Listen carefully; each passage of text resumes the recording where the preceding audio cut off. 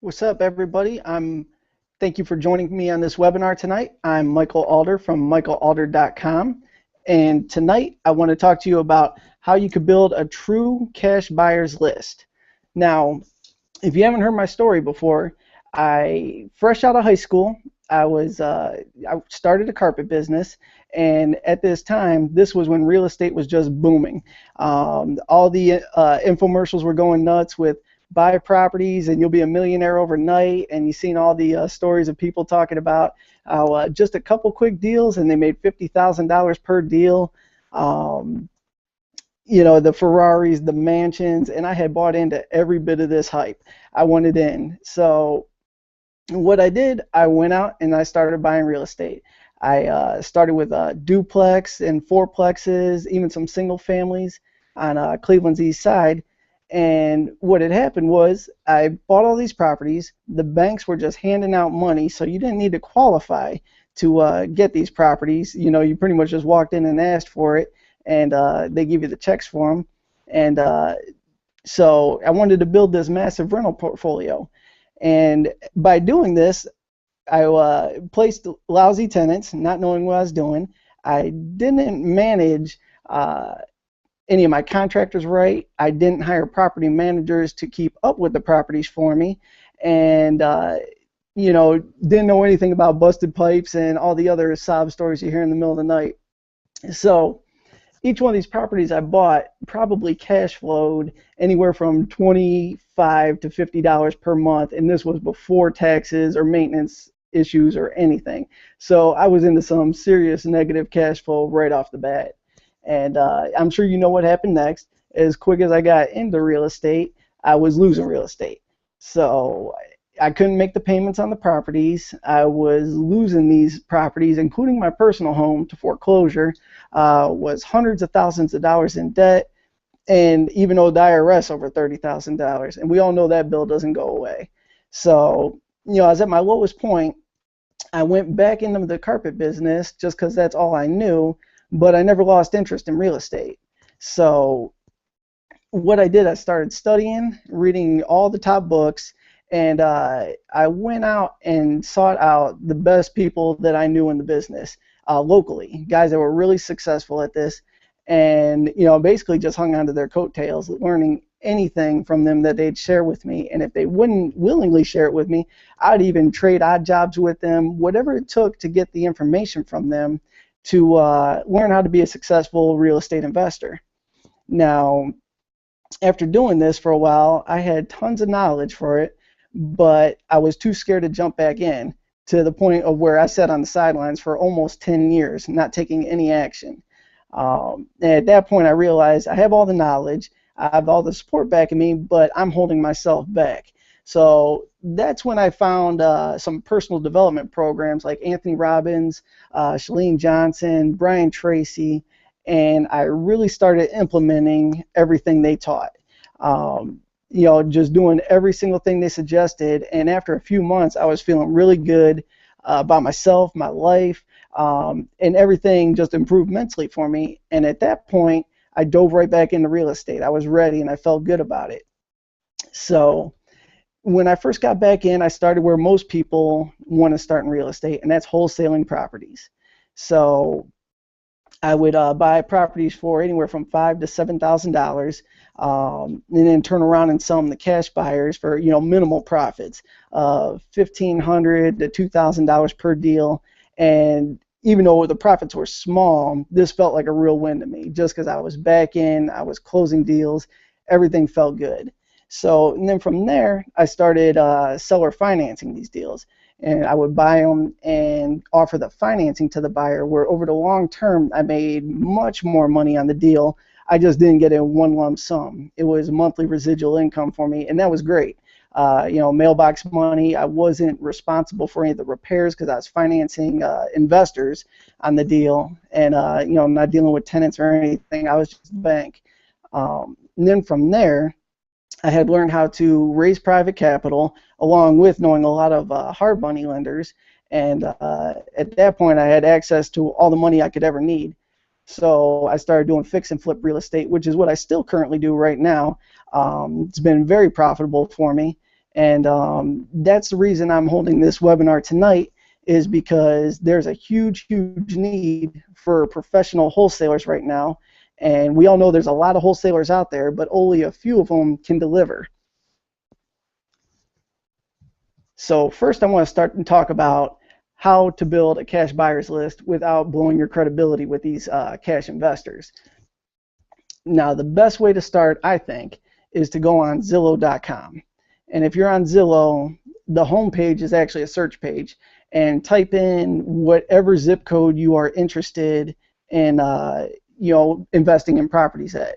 So for example, if you don't have something in mind, I buy a lot of houses in 44110. So if you threw that in the search engine, they're going to show you everything that's sold, everything that's available, the whole deal on there. You want to eliminate everything but sold properties. That's all you want to look at right now. And when you switch over to that, you're going to see hundreds of houses that have sold, anywhere from $4,000 and as much as $60,000 in that particular zip code. So kind of analyze whatever your area is and see what you see a lot of activity on. So like in 44110, you will probably notice a lot of houses are selling in the $13,000 to $15,000 range. And that's just in my area. So in your area it might be different, but look for what you see a lot of activity in the numbers on the lower side. These are probably your cash investors. So what you want to do is narrow your search. So if you're in 44110, switch it over to everything from $0 to $20,000 that has recently sold. And from there, search each individual address. So if you were to search the first address, and Zillow will give you a more in-depth search on each deal, they'll have a link to the auditor's site right on the page. So pull up your first address, click on that link to the auditor's site, and in your auditor's site there will be a taxes page for that property. Go to the taxes page. That's going to show you who has purchased the property, what they paid for the property, and their mailing address. Now, if the person's name is an LLC, or if their tax mailing address is different than the property you are searching, this is a cash investor. You want to write this person's name, their address, what they paid for the particular property you're looking at, and then a description of that property. If it's a 3-bedroom, 1-bathroom home, go ahead and write that down, and then go back over to Zillow with this information, and they typically have pictures of the properties. If they do, scroll through each of the pictures and just get an idea of what kind of condition this home is in. If it's in moving condition at that price, mark it down. If it's stripped and beat down, write that down. Because now you know that this particular investor will buy houses at a certain price point in a certain condition in this neighborhood. Now continue to do this until you have at least 30 to 50 people on your list. And you don't have to do it all in one shot. If you spend 15 minutes each morning and you just add a couple names each day, by the end of the week, you'll have an impressive list to work with. So now that you got this list of names, you know what each individual on this list is paying for properties in what area. This is where you want to go out and look for deals for these investors. Now, one thing I can't stress enough is do not try to find properties that are listed on MLS, on Craigslist, on Zillow, anything that's already marketed. Do not try and pitch it to your investors. They already know about these deals. They will not entertain anything you bring to them set up like this. So all they want is hot off-market deals that nobody knows about. They will write you a check for this if you do your job right. So how to get the off-market deals? You need to start placing bandit signs, cash for houses, I buy houses cash, all over the neighborhoods that are that you're looking to buy these houses in. And a little trick that I use, which you can be playing with fire by doing this, but it works in Cleveland and I do it quite a bit, is if there's a lot of abandoned houses in these neighborhoods, do a quick search and see if it's bank owned. This way you won't get any static from the owner. And if it's bank owned, put the signs in these front yards. And then what's interesting about this, people on the street see them, so they'll call you wondering if you're the seller of that house, and obviously you tell them you're not the owner, but you're trying to buy that house. So people going by will see that you buy houses, and they will, either pitch you a house of theirs that they want to sell to you, or people think that you may be the owner of that house, and when you explain to them that you're not, you're actually trying to buy it, they say, oh, well, I'm looking for a house in this neighborhood, and you could add this person to your buyer's list as well. So that's one little trick for bandit signs. Another thing, it's free. Use Craigslist. Post ads all different areas of Craigslist stating that you pay cash for houses, quick closing, all the catchy one-liners that we know. Put that in there and your contact information. If you have some money to spend, do a direct mailing campaign. And you can go to like sites like clicktomail.com, yellowletters.com is another one, and they will help you build a campaign of postcard mailings to absentee owners of properties in your area that you're looking for. And it's actually pretty affordable, but if you're on a budget, stick with the first two. If you have money to spend, for like $700, you can get some mailings out there. So do direct mailings to absentee owners that you want to pay cash for their houses, and start generating these leads of off-market deals. Now, as the calls come in, start pre-screening them on the phone and find out the seller's level of motivation. Always ask why they're selling, because this will tell you if you're going to be wasting your time going there, or if you think this person has a hot lead and you can negotiate a great deal to resell for a profit. So when you have your motivated sellers, schedule a time to meet them at the property and view the property, and always throw a low offer. So whatever they're asking, throw low. It doesn't matter. Don't make it personal. This will really show how motivated they are. And if they like your offer, or they start negotiating with you close to your offer, this is good. Lock it up in the contract. Obviously well below what you see your cash buyers are paying, so you have room for adjustment and you can make a profit as well. Lock it up in the contract, and then you need to start taking down all the details of the property.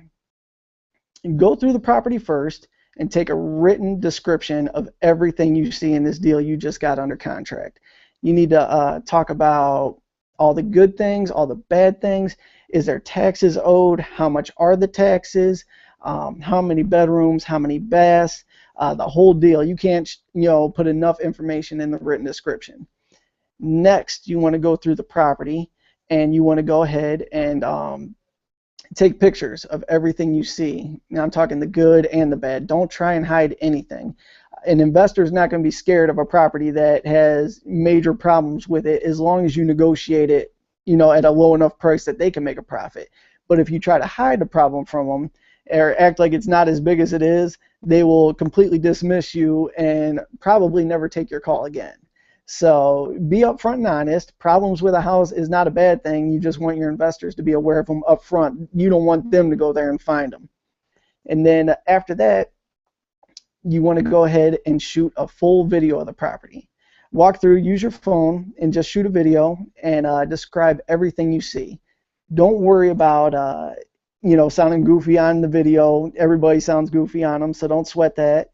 But walk through and just talk about the good, the bad, showing everything. Show the mechanicals, and then come outside and shoot what the neighbors' houses look like and the rest of the street.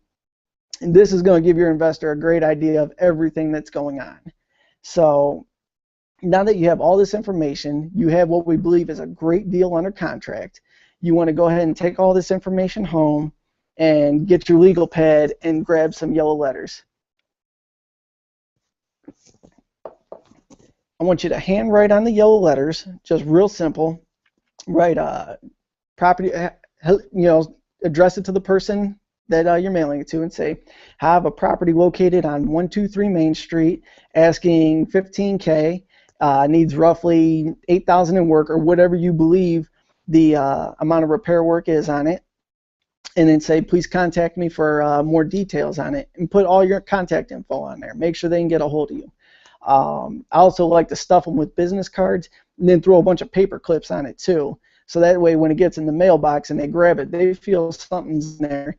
And even if they want to throw it out, they're going to open it up and at least take a look. So, your 30 to 50 letters that you sent out, a minimum of that, is going to get opened. Now, on top of that, you need to start marketing this property, because your contract is ticking away and you want to make sure that this property sells. So start marketing on Craigslist. You can post multiple ads on there. You want to do bandit signs in front of the house you have for sale, along with around the neighborhood, cheap house, 15,000, whatever, and make sure your number's nice and big on those bandit signs so they could call you on those. Also do an eBay classified ad. Do not do auction ads or buy it now ads, because people will just jump on there. They will bid your stuff through the roof, and then they will never deliver. Or if you do the buy it now, they just click buy it now, your ad ends, and then eBay charges you for whatever the buy it now was, their commission on it, and then you got to haggle with them. It just becomes a huge headache. So if you do a classified ad on eBay, you'll get tons of hits on it, and they have no choice but to contact you to buy the property. They can't just click away and bid it up or whatever. If it's a serious buyer, they're going to contact you, and that's a great way to market to out-of-town investors. It's worked very well for me. So market it on all these sites and put it on Zillow as well. Anybody could sign up on there, on Trulia. Put it out in front of as many people. Now, as the calls start coming in from your new leads as well, not every person's going to be a buyer for your house. I mean, that's just a fact. But as they come in, find out, if they're not interested in yours, what types of properties are they interested in? And you want to capture their name, all their contact info, and exactly what they're looking for. Your buyers list is now about to explode. And what's good about this is you actually marketed a product to them. They weren't interested in it, but they know you're a player in the game now. And they will gladly give you all their contact info for that, because they want you to bring them good deals. And what it was before is everybody was taught to just put these phony ads out there, and when the investor calls you, just say, oh, that one's sold, but I have another one coming up. What are you looking for? And all cash investors are hip to this. So they know right away that you're a newbie, and not that that's a bad thing, but they right away think you can't deliver deals. So if you have a product to market to them already, they know you're in the game, and they're going to take you seriously. So if they, like I said, if your property isn't for them, find out what is, and now you got to find a product for this buyer. And then finally, if you negotiated this particular deal at a low enough price and you're not being greedy on your assignment fee, this house will sell. That's just a fact. All houses sell. It's just a matter of how good of a deal you found. So that's key. Always negotiate everything low and try and lock it up low, because you could always come down. If you have it under contract for $7,000 and you're marketing it for $15,000, you could always bring that way down to $9,000, $10,000, somewhere in there, and somebody's going to buy that off of you. And you're offering a cash investor a great deal at that point. You're making a great, $2,000 on a deal that you had to shoot some videos for and do some marketing. And your name's blowing up at this point too. So these are just a few tips I have, and I think you should put them to work, and it would definitely help out boosting your wholesaling business.